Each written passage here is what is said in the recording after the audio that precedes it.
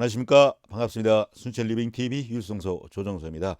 오늘은 복숭아 열매 섞기, 즉 적과에 대해서 알아보도록 하겠습니다. 먼저 오늘 제가 말씀드릴 내용을 소개해드리면 언제 열매 섞기를 할지, 적과 시기에 대해서 말씀을 드리고, 이어서 얼마나 많은 열매를 솎아낼지, 적과의 정도에 대해서 말씀드리겠습니다.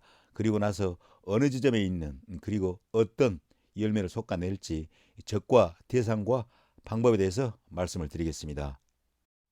먼저 적과 시기에 대해서 말씀을 드리면, 불량과라든가 상태가 좋지 않은 열매를 구분할 수 있는 단계라면 가급적 빨리 해주는 게 좋겠습니다. 왜냐하면 적과를 빨리 해주면 불필요한 양분 손실을 줄여서 남아있는 열매들을 크게 키울 수 있기 때문이죠.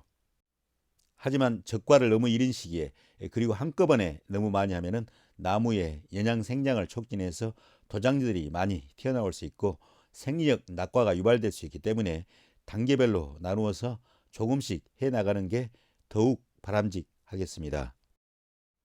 그리고 이러한 연양 생장 쪽으로 기울게 되면은 기형과 발생이 많아지고 과일 속에 핵이 갈라지는 핵칼이 발생할 수 있으니까 한꺼번에 너무 많은 열매 섞기를 하지 않은 게 좋을 것 같습니다.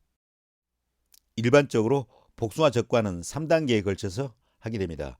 1단계는 예비적과 단계로 복숭아 꽃이 만개 후 2주에서 3주 사이에 실시하게 됩니다. 예비적과 시 남겨야 할 과실 수는 최종적으로 남길 과실 수의 2배 내지는 3배입니다. 일반적으로 최종적으로 남기는 과실수는 10cm 이하의 단과지의 경우는 1과, 10cm에서 30cm 사이인 중과지의 경우 1에서 2과, 30cm 이상인 장과지인 경우는 2에서 3과를 다니까 이를 참고해서 예비적과를 실시하시면 되겠습니다. 여기서 최종적으로 남기는 과실수는 세력이 적당한 나무를 기준으로 하기 때문에 자기가 키우고 있는 나무의 세력에 맞게 가감하시면 되겠습니다.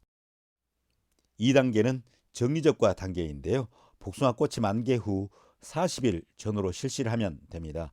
사실 이 정리적과는 복숭아 봉지를 씌우기 전에 실시하는 최종적인 적과라고 보시면 되겠습니다. 3단계는 수정적과 단계인데요. 만개 60일 이후 수시로 실시합니다. 봉지를 씌우는 경우 이 3단계는 불필요하겠고요. 무봉지 재배를 할 경우 실시하게 되는 적과라고 할 수 있겠습니다. 일반적으로 무봉지 재배를 할 경우 예정 착과량보다 과다 착과를 하기 쉬운데요. 수시로 기형과나 병해충 피해를 받은 과실을 적과하게 됩니다.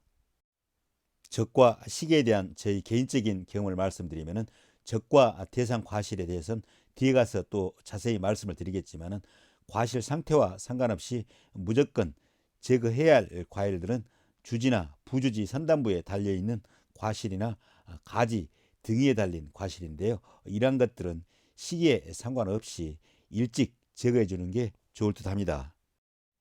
그리고 텃밭에서 복숭아나무를 한두 그루 키우는 경우 병충해 방제를 제대로 하지 않기 때문에 병충해 피해를 입은 과실이 다수 발생할 수 있기 때문에 아주 보수적으로 적과를 할 필요가 있겠습니다.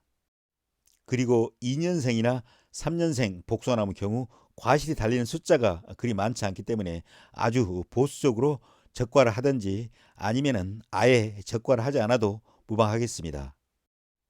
다음은 얼마나 많은 열매를 솎아낼지 적과의 정도에 대해서 좀 더 자세히 말씀을 드리겠습니다.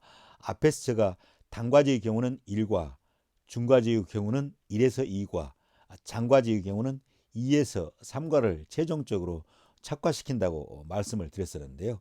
이는 어디까지나 중간 정도의 수세를 가진 나무에 적용할 수 있는 일종의 표준과 같은 것이고요. 복숭아나무의 품종이나 수세 등을 고려해서 착과시킬 과실 수를 결정하시면 될 것 같습니다. 나무 수세와 관련해서는 다들 예상하시고 계시겠지만은, 수세가 강한 나무에는 수세가 약한 나무보다 예비적과나 정리적과 시 더 많은 과실을 남길 수 있겠죠. 그리고 만생종 복숭아나무는 조생종 복숭아나무보다 과실 하나당 필요로 하는 입수가 더 많습니다. 일반적으로 과실 하나당 필요로 하는 입수는 조생종의 경우는 20개, 중생종의 경우는 25개, 만생종은 30개로 알려져 있습니다. 다음은 적과 대상과 방법에 대해서 말씀을 드리겠습니다. 첫 번째, 제일 먼저 제거해야 할 적과 대상은 주지나 부주지 선단부에 달려있는 과실이 되겠습니다. 다른 과일나무도 비슷하지만 복숭아나무는 주지 끝이 살아있어야지 나무의 세력이 유지되고 좋은 과실을 생산할 수 있습니다. 따라서 주지나 부주지 선단부에 과실을 달면 되지 않겠습니다. 두 번째, 제거 대상 과일은 가지의 등 위에 달려있는 과실이 되겠습니다.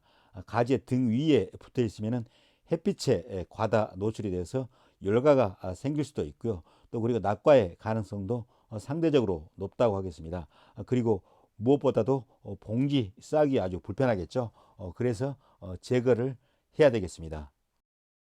세 번째 제거 대상 과실은 노린재 등이 과실을 찍었다든가 병해충 피해를 입은 과실, 작고 기형이거나 과일이 2개 붙어 있는 쌍좌과, 기형과 등이 되겠습니다. 그래서 적과를 할 때는 위치만 보고 그냥 적과를 하기보다는 적과를 하기 전에 적과 대상 가지를 쭉 한번 훑어보는 게 좋겠습니다. 네 번째, 가급적 남겨야 할 우량한 과실은 동그란 원형보다는 타원형 모양으로 아래쪽으로 조금 더 긴 형태가 되겠습니다.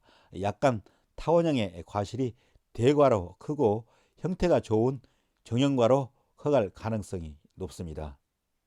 다섯 번째로, 가지에 과일을 남기는 위치는 가지의 기부나 끝이 아닌 중간 부위에 남기는 게 좋겠습니다.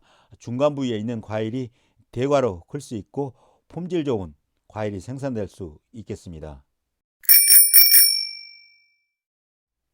여섯 번째로, 복숭아 위에 잎이 있는 위치가 좋겠습니다. 아시다시피 과일나무는 잎을 통해서 광합성 작용을 하고 에너지를 생산하기 때문에 잎 가까이 열매가 있으면 맛 좋은 과일을 생산할 수 있겠습니다. 그리고 적과시 쓸 수 있는 유용한 팁을 하나 드리자면, 과일을 딸 때 잡아당기거나 뒤로 밀면은 가지에 상처가 올 수 있습니다. 그래서 이렇게 돌리면서 따면 쉽게 딸 수가 있겠고요. 또 가지에 상처도 남기지 않겠습니다.